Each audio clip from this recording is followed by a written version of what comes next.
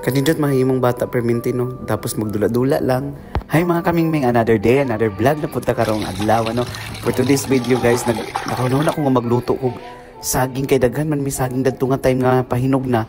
So gihimo na ako siya minatamis kay nakitaan po na ko ang mga bata nga nagdula-dula dito sa palibot sa among kural. So nagdula-dula sila, so napansin ako nga what if magluto ka kung minatamis nga saging, no? So mo to nakadesisyon ko nga magluto na pud kung minatamis nga saging.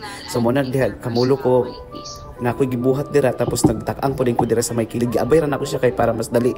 O mo din to nga mga higayon, ang mga bata gignan ako, hoy mga untaon niya ha, pag humana ka ng kamulong mo dula human ninyo, pahuway din mo, din mga on din ta diri. So mo to dali na ako pagluto, ibutan na ako gatas dira ang nako nga pagkaon para sa mga bata.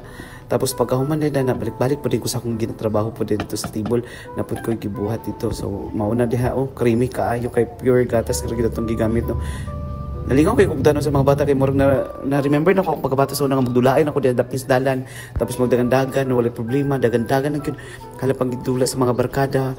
Og na remember po din ako nga kalami di mahimong bata permintino kay wala kay problema nga mga bills, wala kay problema nga utang. The reality is very kuan gyud ay mabot yun ang panahon nga mo yun ang talan, no? Dili sa dita magdali-dali pagkatigwang, dapat mo enjoy sa pagkabata. Pag human dayon kitawag din ako mga bata diha dapita kay para makakaon na sila.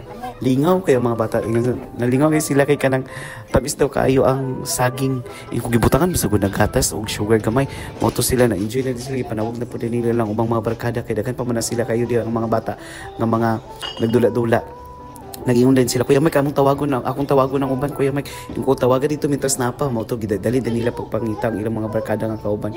O kanang diha dayon kay pagkatotoo na nakabantay guro sila nga nag-vlog sa day ko, vloggers ilang Kuya Mike, so nakabantay sila, tanaw din sila dira sa kamera.